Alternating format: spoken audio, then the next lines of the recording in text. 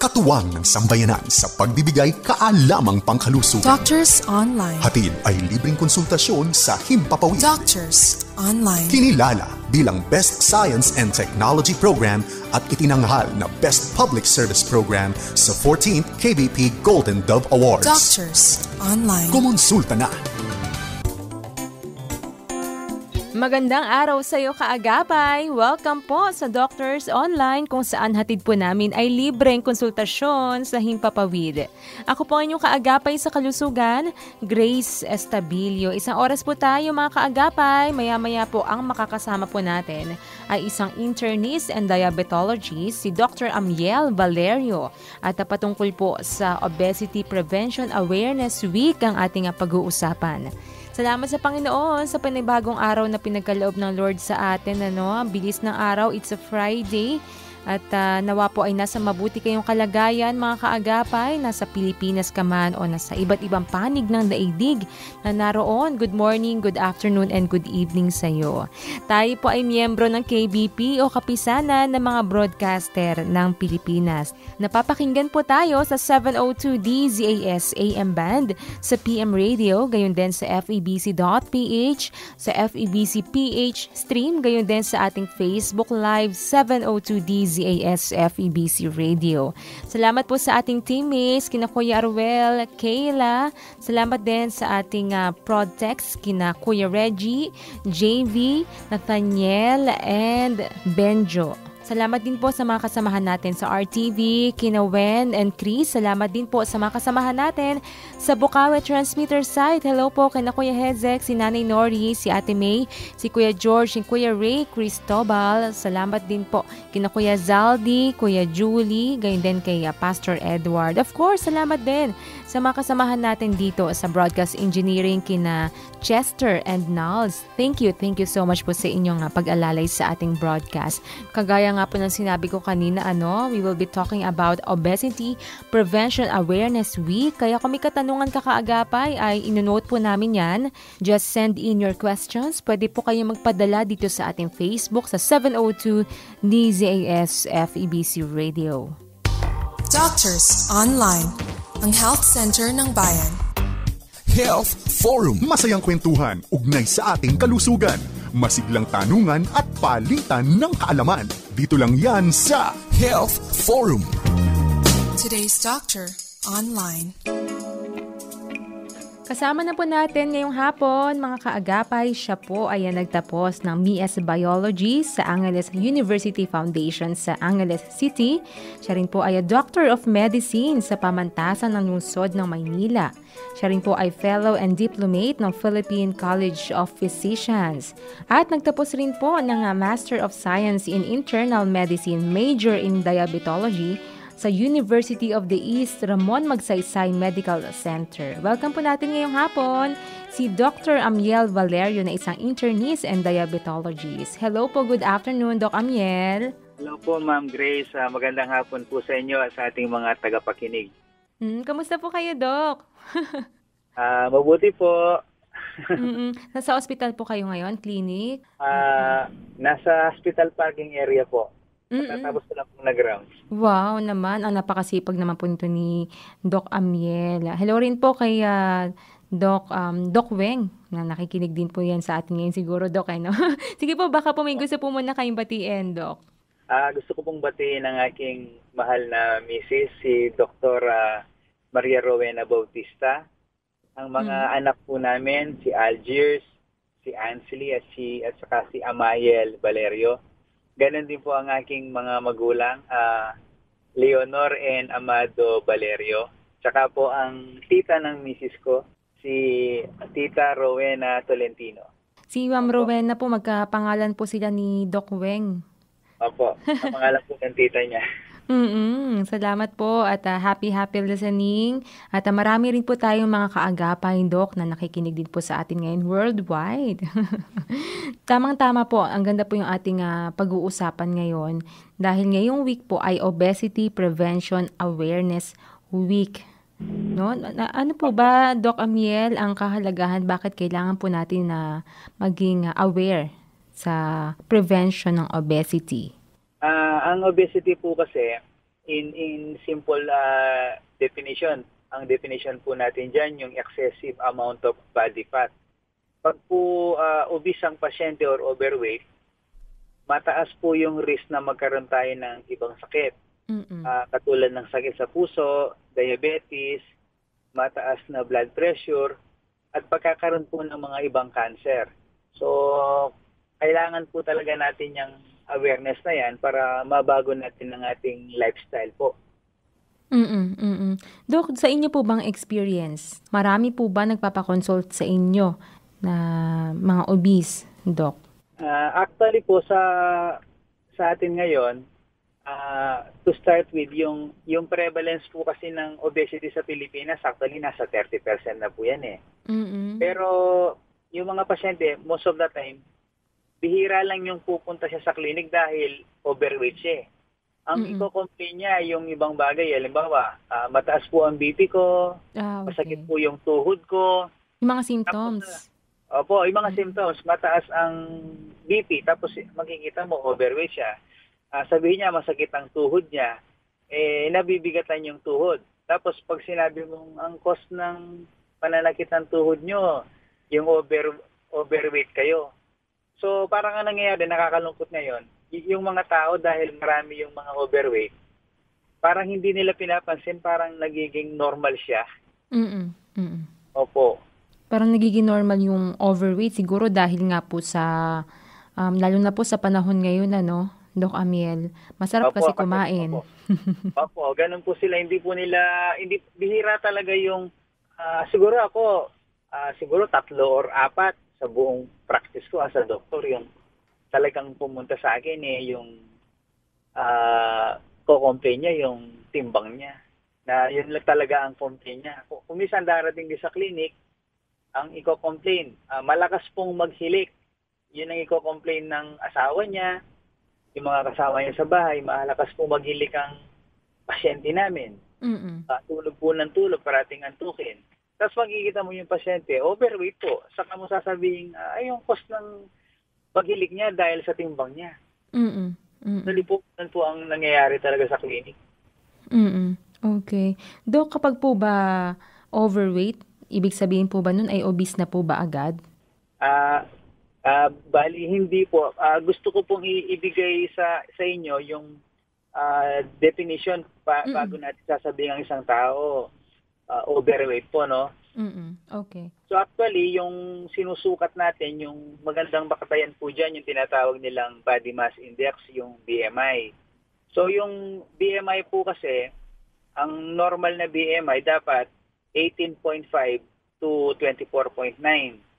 Kapag 18.5 to 24.9, yun po yung normal na body mass index. Pagkatapos po nun, yung 25 to 29.9, nile-label po natin yun as overweight. Ngayon po yung mga taong ang BMI nila nasa 30% or higher, yun po yung tinatawag nating obese.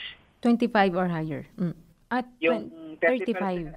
30 and higher po na BMI, obese na po ang tawag natin doon. Yung mga 25 to 29.9, overweight po. Kaya lang itong BMI kasing ito, meron din siyang limitation. Halimbawa, yung mga taong nagba-bodybuilding, malalaki po kasi yung muscle ng mga yan. Kapag ginawa mong basis yung BMI,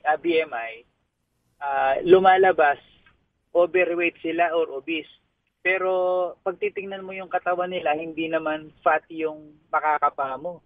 Actually, ang makakapa mo, muscle. So, yun ang isang limitation ng BMI. Kasi ang binebase kasi yung height at saka yung weight. So, yung weight at saka yung height natin, yun ang computation.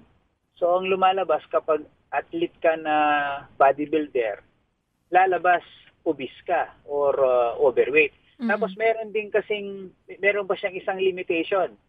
Halimbawa, yung mga taong pag nakita mo nakatayo, payat, pero makikita mo naman ang tiyan niya ang mataba.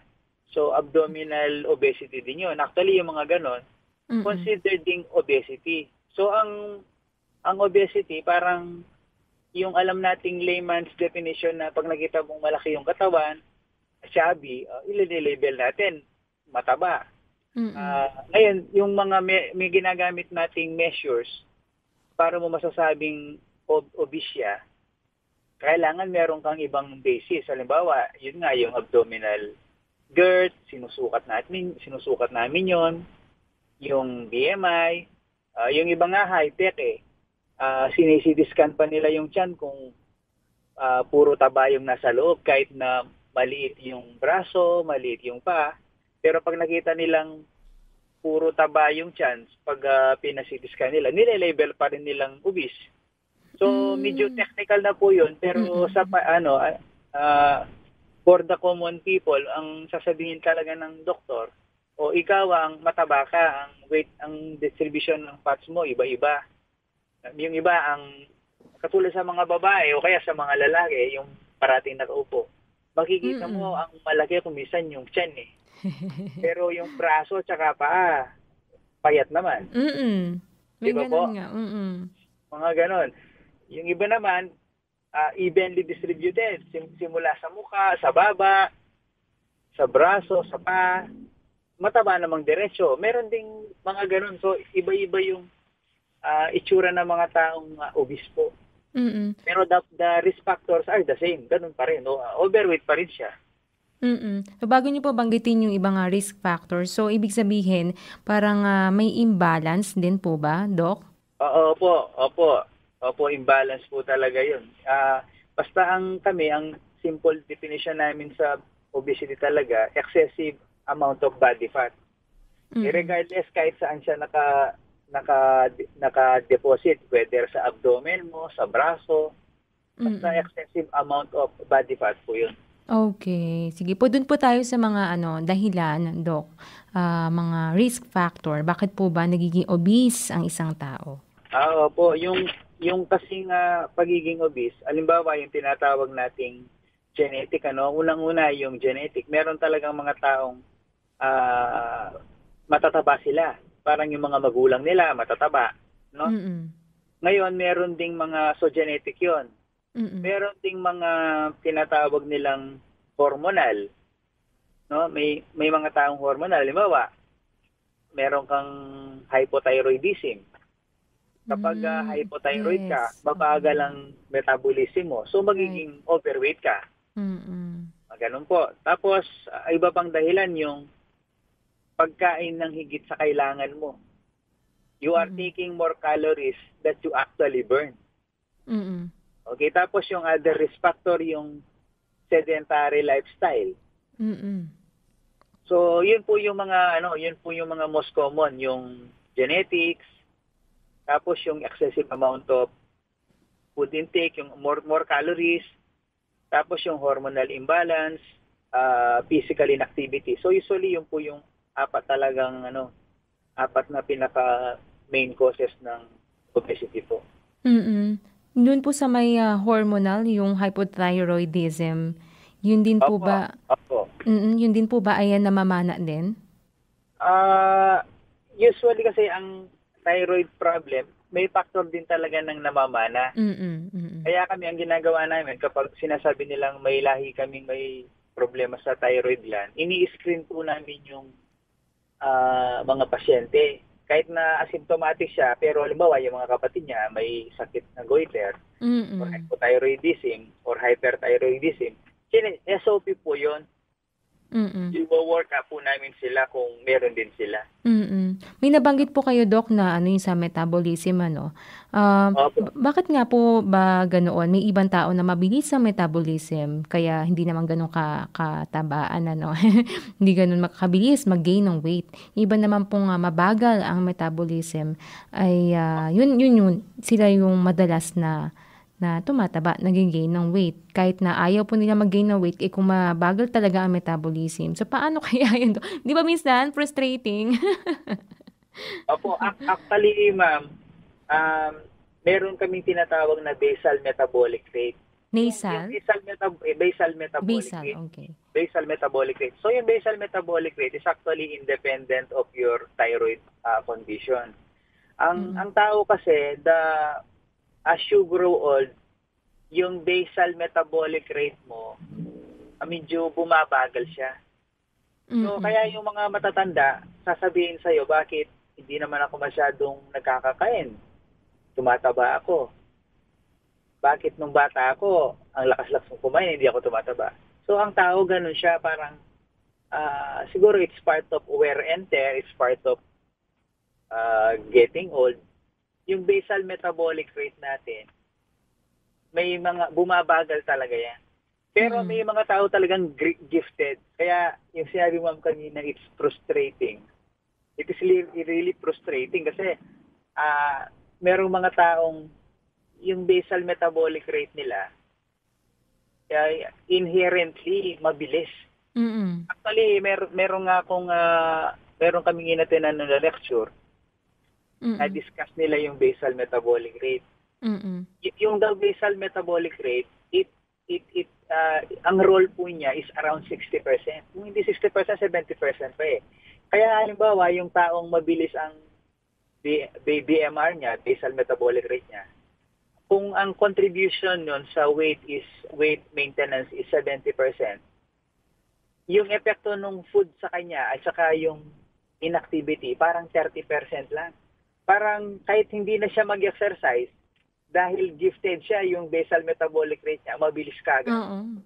So yung 30% na lang ang kanyang tatrabahuhin para i-maintain niya yung weight niya. Yung food at saka exercise, yung 30%. Yung 70%, gifted na siya doon. It's already in his system. Whereas yung mga tao na, alimbawa, ang basal metabolic rate mo, 40% lang. Di kasi ang effort mo ang laki, yung 60%, paano mo tatrabahuhin yun? Pagdo-double time ka sa exercise, mas magiging strict ka sa kinakain mo. Pero talagang totoo yun. Sometimes you will say, parang it's unfair. Parang it's unfair. Yung iba, maganda talaga yung genetic makeup nila. Sana all, gano'n, di ba, Doc? Actually, dyan pumapasok yung di ba meron uso ngayon yung mga probiotics, yung mga good bacteria. Opo. So may mga study kasi na yung good bacteria, they can speed up your basal metabolic rate. So kaya ngayon ang research ngayon parang ganito, may mga research na ginagawa pa lang sa mga daga. Yung good bacteria dun sa payat na daga, i-inject nila dun sa papakain nila doon sa matabang daga. Eventually, yung matabang daga, biglang nagno-normalize yung weight niya kasi yung mga good bacteria doon sa mga daga na payat, kinuha nila, pinakain doon sa matatabang daga. At nag-normalize yung timbang nung matabang daga. So, vice versa, ginawa din nila yung bad bacteria from the big rats, tinransfer doon sa payat na daga. Yung payat na daga, tumaba. So ngayon, yun ang sinasabi nila, yung if we could harness the good bacteria dun sa mga payat na tao, and we could identify this good bacteria in tinatawag nating mga probiotics, food supplement, eventually yung basal metabolic rate nila bibilis. So it's in the research. So ganun talaga siya. So gifted yung ibang tao, ma'am. Talagang gifted yung term. Salamat po, Doc. Pero kung ano po ba yung mga madalas na pagkain na nakakapagpa-trigger sa tao para maging obese? Ano po yung mga madalas na mga ingredient, no? Yan yung Actually, yung mga unhealthy diet, no? Pag tinatawag nating unhealthy diet, halimbawa, yung diet that is high in calories, tapos walang prutas, walang vegetable, tapos fast food, okay? Tapos yung high calorie, no? At saka yung oversized servings. Di ba, minsan kasi, umorder ka, ang alam mo, good for 1 siya, di ba? Tapos pagdating, good for 2 or good for 3. So, syempre, nangihinayang ka, kakainin mo yun. So, yung mga ganon, yung nagiging unhealthy diet siya kasi hindi yun yung amount of calories na kailangan mo. Tapos meron pa tayong tinatawag na liquid calories. So yung mga liquid calories na to, ito yung mga iniinom natin. Halimbawa, mahilig kang uminom ng alak. Ang alak kasi din, ma'am, meron din po siyang calories. Kaya kasama siya sa liquid calories. Tapos yung mga sweetened beverages. Okay? Tapos, so yun, ganun ma'am siya. Marami ka na yung amount of food, marami na. Tapos magtitake ka pa ng liquid calories. So yun, tataas po talaga yung yung magiging obese ka kasi nagiging overfed yung patient. Nabanggit niyo po kanina, Doc, yung hindi masyadong kumakain ng fruits, yung mga healthy na pagkain. Paano kapag halimbawa naman po, healthy naman yung person, yung tao, nakakadagdag po ba sa kanilang timbang kapag sumusobra sa pagkain ng veggies, ng fruits? Di ba kasi sugary din po yun eh. Yung fruits, ma'am, opo. Kasi ako sa clinic ko, ma'am, meron akong mga pasyente. Tatanungin mo siya, ba't po kayo nagka-diabetes? Ano po bang trabaho niyo? Kung bisan work-related Sasabihin niya, kasi po sa panaderya po ang trabaho ko, yung mga natitirang bread. Sayang po, kinakain po namin. Meron din ako yung mga fruit vendor. Ba't po kayo nagka-diabetes? Kasi po bine-blender ko at the end of the day, yung mga fruits. Minsan yun ang pangiting thinking na, frutas naman So, ibe-blender ko. Sayang. So, nagiging excessive din yun, source of calories. Sugar din po kasi yun. Pero kung ang pinag-uusapan natin yung vegetable, yan, hindi po yan. Okay lang po yan kahit maraming vegetable. Yung naman po, ano po ba yung mga dapat na i-consider? Kasi di ba po, bumibili tayo ng pagkain. Diba? So, bago natin bilhin, ano po ba yung mga ma-advise niyo po na dapat namin i-consider? Ako, pag bumibili po tayo ng mga pagkain, unang-una, titingnan natin yung product label. Halimbawa, bumili ka, titingnan mo kung low fat siya, kung non-fat. Tapos titingnan mo rin yung calories per serving. So, yun po yung tinitingnan natin, no? Usually, common yan pag halimbawa, yung tinatawag natin yung liquid calories. Halimbawa, bumili ka ng chocolate drink. Ininom mo, tapos nababasa mo, yung laman pala ng calories niya, 330 kilocalories na. So, kung minsan parang iisipin mo, sandali, parang ininom ko pa lang to, pero yung amount ng kinain ko, ay amount ng calories na kailangan ko, parang nainom ko na. Kung minsan, dun yung common mistake ng tao. So, hindi niya alam yung ininom talaga niya, antimano, malakas na yung calories. Yun, ma'am. Tapos, yung isa pa palang mga titingnan nating factor, bakit yung ibang tao pa malakas kumain? Kumisan, merong mga medical condition naman na magiging mataba ka din Halimbawa, meron kami tinatawag yung Cushing syndrome. Yung Cushing, okay. Yung Cushing naman, may nagpo-produce ka ng maraming steroids. Di ba po alam natin yung mga athletes kumisan, nag-i-inject sila ng steroid kaya bodybuilder, matataba sila. Sa kaka-steroid nila, tumaba sila. So may mga taong may sakit na gano'n, yung Cushing syndrome, excessive production of steroids ng katawan mo. So isang dahilan yun na magiging overweight ka. Tapos meron naman talagang taong kailangan nila yung steroids for certain medical conditions. Halimbawa, yung mga pasyenteng may arthritis. Kung minsan, binibigyan sila ng steroids para ma-relieve yung joint pains Kaya lang yung iba, ina-abuse nila. Tinitake nila yung steroids more than what is actually recommended. Tapos meron ding iba, nagtitake sila ng steroid. Halimbawa, asthmatic sila. Hindi nila ma-afford yung mga better medications. Kasi ngayon hindi na namin masyadong ina-encourage yung pagtitake ng steroids for asthmatics. Merong mga ibang pasyente, they keep on taking the steroids for their asthma. Kaya nagiging cause din ng overweight yun. Tsaka ma'am, yung mga pasyenteng may mga psychiatric problem. Okay. Kasi kung minsan meron mga binibigay na gamot na pampakalma, pamparelax, pero meron silang effect, yung appetite nila, hindi mo makontrol. Yun ang irereklamo ng kasama nila. Yung anak ko po, masyado pong malakas kumain, babawalan mo, nagagalit. Kasi kung meron silang tinitake na medications na somehow, yung mga antipsychotic medications po kasi, meron silang ganong effect. Antidepressant medications, anti-seizure medications, meron pong effect yan na possible yung appetite mo lalakas. Lalakas kang, yung appetite mo, lalakas po. Kaya yun ang nagiging trigger, yung mga pasyenteng nagtitik ng mga ganong gamot, kumisan po nagiging mataba rin. Siyempre, mapabayaan na lang ng relatives yan kasi pag hindi pinapakain, kumisan nagagalit. So, itagpapasensya nila. Unknowingly, sa ginagawa nilang yun, lalo nilang pinupus yung pasyente sa ibang problema. Saka ma'am, yung, alimbawa, may arthritis ka. Pag may arthritis ka, nagkakaroon ka ng limitation sa movement. So, nagiging sedentary yung lifestyle mo.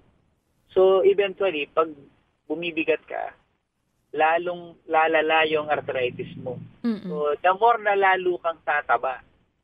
Tapos, ma'am, meron pa, ma'am, yung na mga tumitigil sa paninigarilyo. Ang nangyayari, ma'am, kasi kapag tumigil ka sa paninigarilyo, ito talaga sa general observation, pag tumigil ka sa paninigarilyo, magkakaroon ka talaga ng weight gain. Mostly, magkakaroon sila ng weight gain. Kasi ang nangyayari, para magkakaroon ka ng withdrawal dun sa cigarette, so maghahanap ka ngayon ng ibang alternative. Halimbawa, yung iba, sasabihin sa'yo, hindi na po paninigarilyo. Nagke-candy na lang ho ako. At saka po umiinom ng juice. Mga ganon. So, nasabi siya, may ginagawa yung bibig niya. Iba yung kinakain niya, yun. Tataba din po sila. Pero yun nga, sabi ko sa mga pasyente, even other doctors are telling patients na, ay, tumaba po ako dahil sa paninigarilyo, ibabalik ko na lang po yung paninigarilyo. Di ba ma'am, may mga pilosopong ganon eh. Babalik ko na lang po yung paninigarilyo kasi nung naninigarilyo po ako, payat ako. Hindi po namin ina-advise yun kasi that is a wrong excuse, wrong justification yun. Kasi if you quit smoking, it is beneficial for your heart, for your lungs. So, yun po ang advice namin sa patient. Pag mga tumitigil sa paninigarilyo, it is possible you will have weight gain. Pero don't make it as an excuse because you have weight gain, you will start smoking again. Tapos meron pa ma'am iba, alimbawa yung lack of sleep. Yes. Pag ang tao kasi puyat, di ba, gusto mo pang-compensate mo ng antok, kumain ka. Kasi kulang ka ng tulog eh. So, most likely, kakain ka. Kasi yun ang i-compensate mo eh. Tsaka, pero may ibang tao, halimbawa yung stress, iba yung effect. Kasi ako, I remember during my med days, pag nai-stress ako sa exam, hindi ako nakakakain. May ganun na. Lalo akong bumapayat. Pero meron kaming kaklase, obese siya, obese. Tama na talaga siya. Ngayon kapag exam days, lalo siyang tumatawa. Tinanong ko siya, sabi ko, bakit gano'n? Ikaw exam days, nakakakain ka. Kami, hindi kami makakain-kain. Hindi, pag na-stress ako, iba ang effect sa akin. Iba effect, Iba-iba po kasi talaga tayo, Doc Amel. Salamat po sa mga, mga information na yan.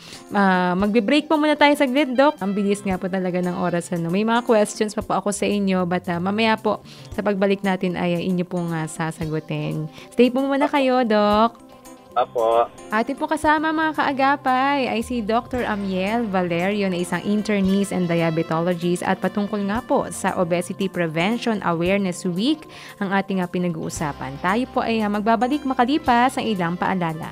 Doctors Online, ang Health Center ng Bayan. Health Tips. Bakit nga ba mahalaga na maiwasan ang obesity? Ang obesity kasi ay konektado sa maraming chronic health condition gaya ng metabolic syndrome, diabetes, high blood pressure, heart disease, stroke, gallbladder disease, sexual health issues, non-alcoholic fatty liver disease, osteoarthritis at mental health condition. Isa sa pamamaraan para maiwasan ang obesity, avoid overeating. Narito ang maaari mong simulang gawin. Una, eat breakfast. Bagamat ang pag-skip o pagliban ng pagkain ay mabisang paraan para mabawasan ang calorie intake, ang hindi naman pagkain sa agahan ay maaaring magresulta ng overeating sa tanghalian o merienda dahil sa naramdamang gutom. Pangalawa, eat at home. Piliin ang mga lutong bahay. Ang pagkain sa fast food or restaurant meals ay may larger portion at ang ilan ay less nutritious kumpara sa pagkain na ikaw mismo ang maghahanda o magluluto. Panghuli, eat mindfully. Magkaroon ng sapat na oras para isipin at planuhin ang iyong kakainin. Ikaw ba ay nagugutom na? Kainin ang healthiest food o inumin na available sa inyong tahanan. Ikaw ba ay medyo nakakaramdam na ng gutom? Kumain muna ng prutas sa halip na full meal. Ang health tips na ito ay mula sa harvard.edu at hatid ng 702 DZAS FEBC Radyo TV. Doctors Online, ang health center ng bayan. Iyo ang tanong. Kay Doc ang sagot. Nagbabalik po ang Doctors Online dito sa 702 DZAS FEBC Radyo TV. Ako po inyong kaagapay sa kalusugan, Grace Estabilio. Napapakinggan po sa 702 DZAS AM Band, sa PM Radio, sa FEBC.ph, sa FEBC PH Stream, gayon din sa ating Facebook Live sa 702 DZAS FEBC Radio. Kung kakatune in mo pa lamang kaagapay, kasama po natin ay si Dr. Amiel Valerio na isang internist and diabetologist at patungkol po sa Obesity Prevention Awareness Week ang ating pinag-uusapan. Ready na po siya, nasa kabilang linya na po siya. Hello po, Doc Amiel. Hello po, good afternoon po. Doc, ituloy po natin yung ating pinag-uusapan kanina, no? So yung kanina, nabanggit niyo po kung ano po ba yung ibig sabihin ng obese, ano po ba yung mga dahilan nito, pati yung mga risk factors, no? Pati yung sa metabolism, ang dami po palang mga factors, ang daming mga dahilan. Bakit po ba nagiging obese ang isang tao? Ngayon naman po, paano naman po ang treatment na nagagamot po ba ito? Mababalik po ba sila sa normal na timbang para po sa ating mga kaagapay o mga kababayan na obese, at ano po yung mga maire-recommend nyo po sa kanila? Go ahead, Doc.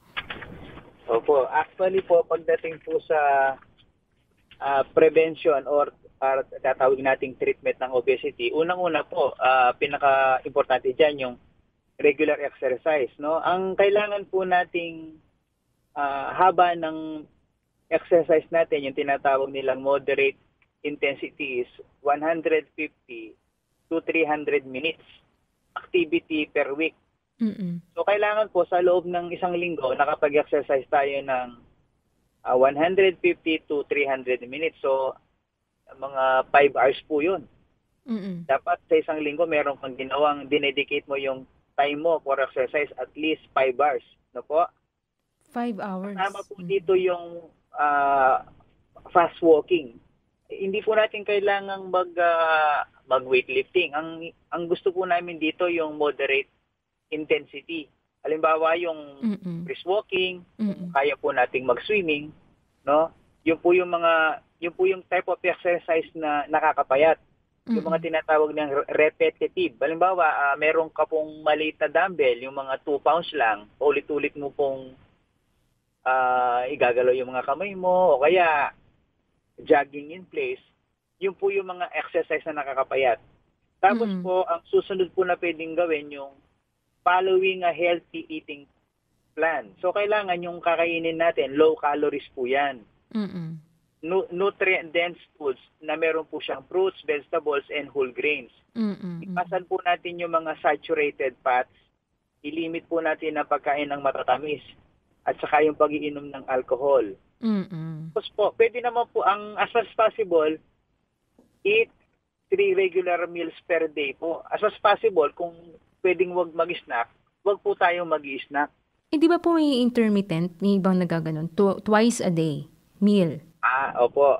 Iyan pong intermittent fasting, yung intermittent fasting po, ako po, I myself, I am an advocate of intermittent fasting.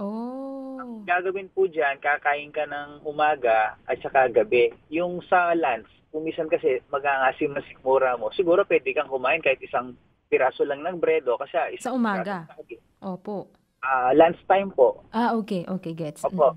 Yung iba po talaga, strictly speaking, ang intermittent fasting, 2 meals per day po yan. During lunch time po, ang gagawin ng katawan mo, i-burn niya yung fats mo. Kasi by lunch time, yung kinain mong sugar in the morning, yung carbohydrates, na-deplete na po yan. So, ang gagawin ng katawan mo pag lunch time, maghahanap siya ng ibang source of energy. Yung fat na naka-stored. So, yun ang kagandahan po ng intermittent fasting. So, yun po, so far ngayon sa mga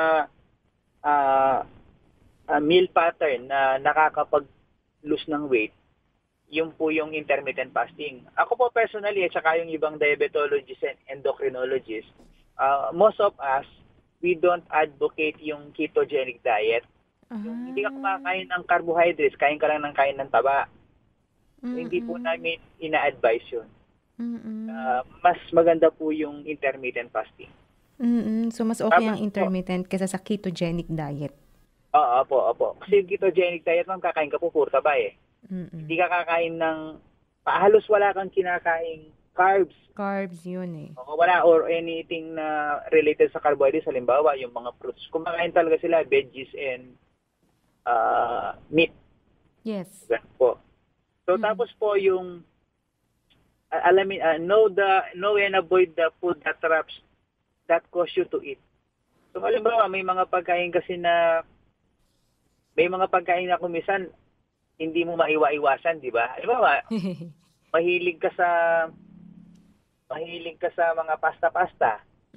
Actually, ito po yung tinesting nila. Halimbawa, bakit daw pag kumain ka ng mataba, maya-maya parang wala ka ng ganang kumain. Halimbawa, pag kumakain ka po, inuna mong kinain yung example, baked macaroni o kaya pasta. Pag kinain mo yung maya-maya, wala ka ng ganang kumain ng fruits, wala ka ng ganang kumain ng veggies. So, dapat yung mga ganong klaseng pagkain iiwasan. Kasi alam mo, high calorie yun eh. So, dapat alam mo yung pagkasunod-sunod na kakainin mo. Alam mo, kakain ka muna vegetable. Tapos, kung gusto mong kumain ng kakain ka nun ng pasta, most likely konti na lang ang makakain mo. Kasi medyo busog ka na dun sa vegetables, di ba? Pagkatapos nun, meron ka pang time kumain ng fruits. So yun po, even yung pagkasunod-sunod ng pagkain, dapat alam din po natin yun. Okay, tapos isa pa pong effective dyan is, i-monitor mo yung timbang mo. Yes! Kasi na-monitor din ako. Para malaman mo kung effective yung ginagawa mo. Di ba po? Monitor nyo po yan. True. Tapos, yung susunod dyan, yung dapat maging consistent ka. Kung ano yung sinimulan mo, gawin mo, di ba? So, yun po yung mga prevention. Ngayon po, at saka treatment. Pero ngayon, merong iba, kung minsan pumupunta sila sa dietitian. It helps kung pupunta ka sa dietitian eh. Kasi ang gagawin ng dietitian, igagawa ka niya ng kompletong meal plan, tapos ko-computein niya kung ano yung ideal body weight. Doc Amiel, excuse po. Nabanggit niyo po dietitian.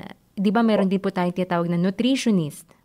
Opo, ganun din po. Opo, nutritionist and dietitian. Okay. Kasi ma'am, ang mangyayari, halimbawa, alam mo, overweight ka.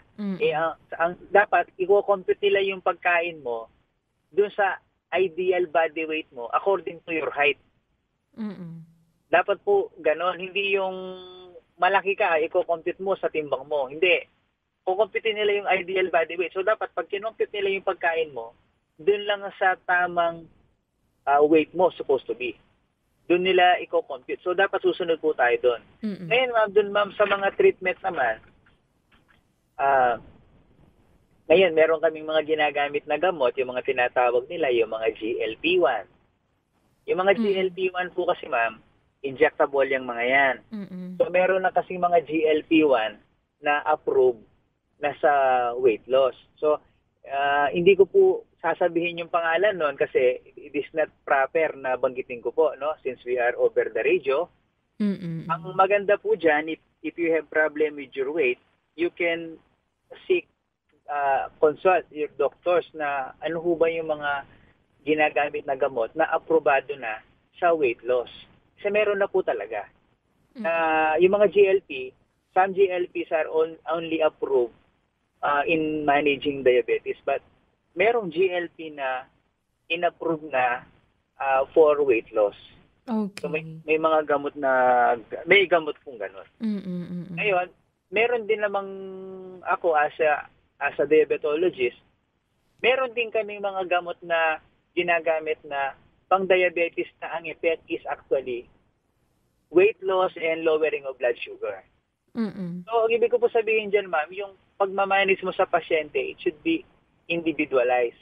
No? Kami, yung pasyente namin, sobrang payat sa pagkataas-taas ng diabetes niya, ibibigyan talaga namin yan, insulin. Pero kung meron talaga kami pasyente naman na diabetic na sobrang taba naman, iba naman yung ginagamit namin. As possible, we will not be giving insulin kasi mostly, pag binigyan mo ng insulin yan, lalong lalala ang weight gain yan. Tapos ma'am, dun naman, isa pang cause ng weight gain, di ba, yung pregnancy. So, ang problema ng mga babae, Dok, simula nung nanganak ako, hindi na ako pumayat. Pero ang most effective way na malus mo yung weight mo during your pregnancy is to practice breastfeeding. Yun ang pinaka-effective na kailangan mag-breastfeeding ka.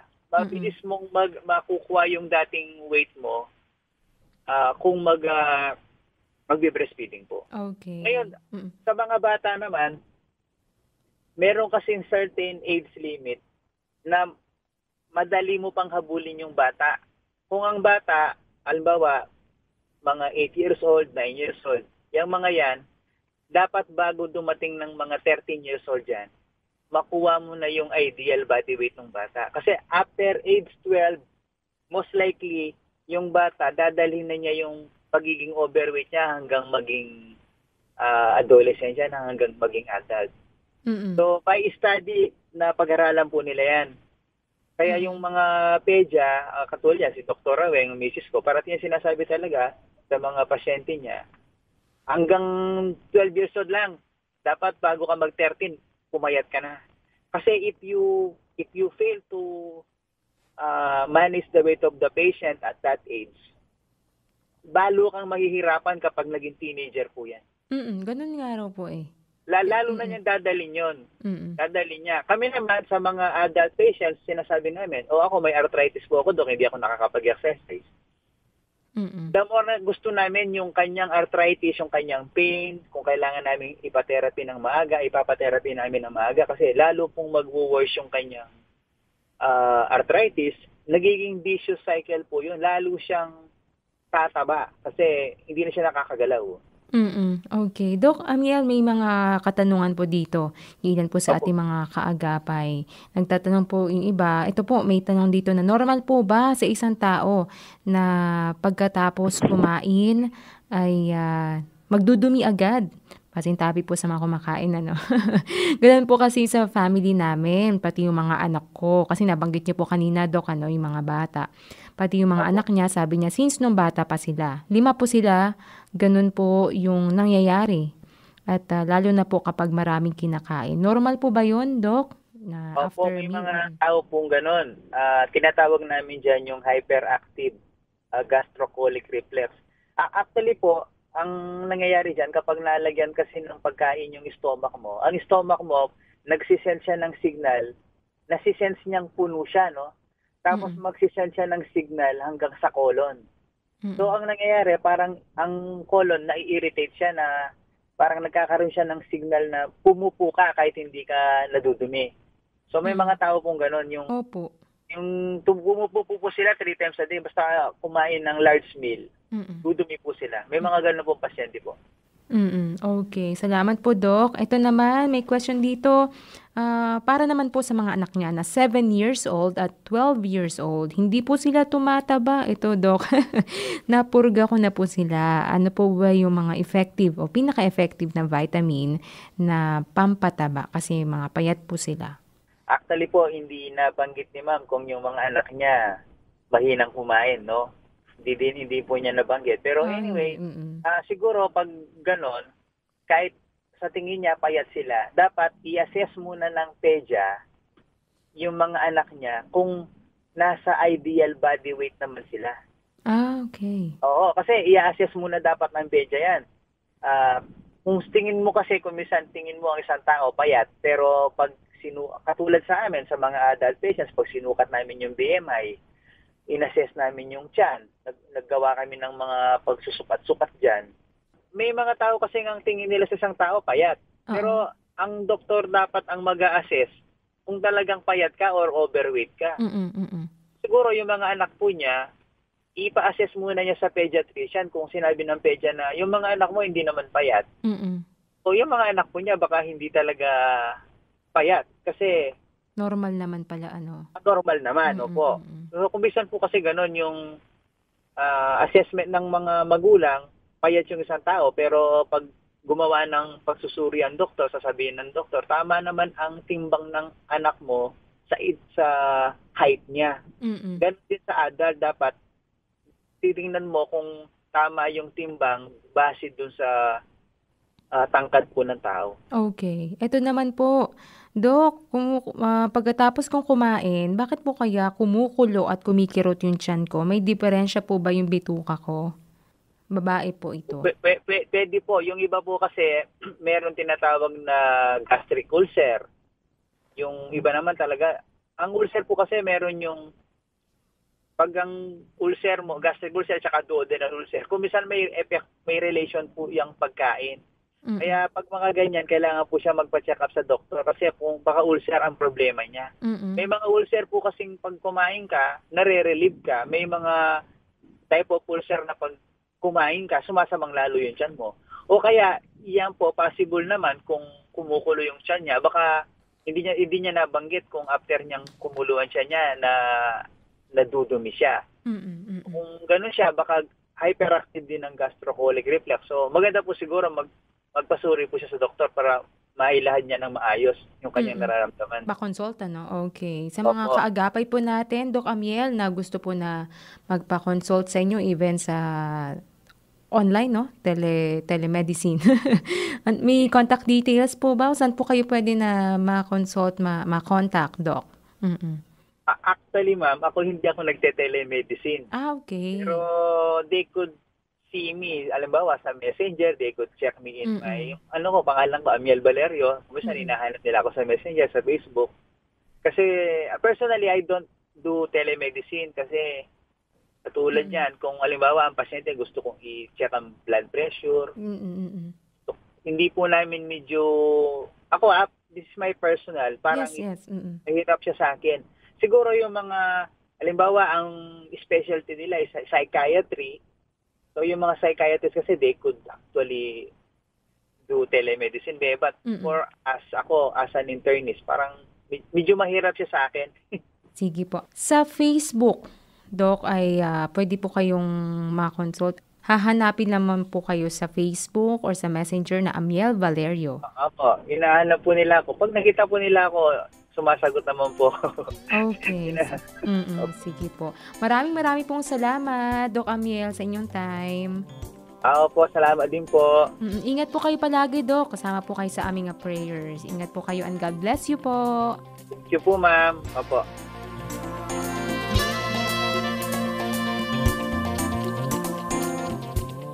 Doctors Online, ang health center ng bayan. Sa mga oras po na ito, inaanyayahan ko po ang lahat. Tayo po ay manalangin. O Diyos, aming Ama, pinupuri ka po namin at pinapasalamatan sapagkat kayo ang Diyos na buhay, Diyos na dakila, kumikilos sa bawat isa sa amin. We thank you, Lord, sa panibagong araw, sa kalakasan, sa wisdom, Lord. Hindi niyo po kami pinapabayaan. Salamat, Lord, dahil nandyan po kayo at kayo po ang nagpo-provide na aming mga pangangailangan sa pang-araw-araw. Lord, patuloy po namin itinadalangin sa inyo ang mga tagapakinig po namin, mga kababayan po namin na may pinagdaraanan personally sa kanilang buhay. Mayroon man po silang kondisyon, physically, meron din po silang pinagdadaanan emotionally, at sa iba't ibang aspeto ng kanilang buhay, even financially. Lord, batid po ninyo ang lahat ng ito, kaya itinataas po namin ito sa inyo. Alam po namin na walang imposible sa inyo. Dalangin po namin ang kagalingan sa lahat po ng mga tinamaan ng sakit, lalo na po ng COVID-19. Iba po ay nasa banig pa rin po ng karamdaman. We pray for healing in Jesus' name. Samahan po ninyo sila at dalangin po namin ang kagalingan sa mga itinitake po nila na gamot na nire-reseta rin sa kanila ng kanilang doktor. We thank you, Lord, kayo po ang patuloy na kumilos sa bawat isa sa amin, maging pagpapala sa buhay ng ibang tao, at kayo po ang makita sa amin. Lord, we thank you and we lift up to you the rest of the day. Kayo lamang po ang siyang maitaas. We thank you in Jesus' name. Amen. And with that, maraming salamat kaagapay na tumutok, nakinig sa programang Doctors Online. Salamat po sa ating guest na si Dr. Amiel Valerio na isang internist and diabetologist. Nawa po ay marami po tayong natutunan sa ating pinag-usapan today about Obesity Prevention Awareness Week. Salamat din po sa mga umagapay sa atin. Thank you kina Kayla, Aruel, kina JV, Benjo, Nathaniel, Kuya Regis. Salamat din po kina Wen and Chris, sa ating broadcast engineers din, kina Nals and Chester, at sa mga kasamahan natin sa Bukawi Transmitter site. Thank you so much po. At sa iyo kaagapay na tumutok, thank you so much po. Na magkarinigan po ulit tayo next week sa panibago na naman po ng ating learnings. Salamat po inyo pong napakinggan ang Doctors Online mula Lunes hanggang Biyernes, mula alas 2 hanggang alas 3 ng hapon. Ako po ang inyong kaagapay sa kalusugan, Grace Estabilio, na nagpapasalamat at patuloy po na nagpapaalala na pangalagaan ang kalusugan dahil ang kalusugan ay kayamanan. Happy weekend! Nais po naming makarinig mula sa inyo. Para sa mga kuro-kuro, mungkahi, o mga bagay na nais ibahagi sa palatuntunang iyong napakinggan, sumulat lamang sa 702 DZAS, Agapay ng Sambayanan, 1 Corporate Center, 46th floor, Doña Julia Vargas Avenue, corner Meralco Avenue, Ortigas Center, 1605, Pasig City. O mag-email sa dzas@dzas.febc.ph.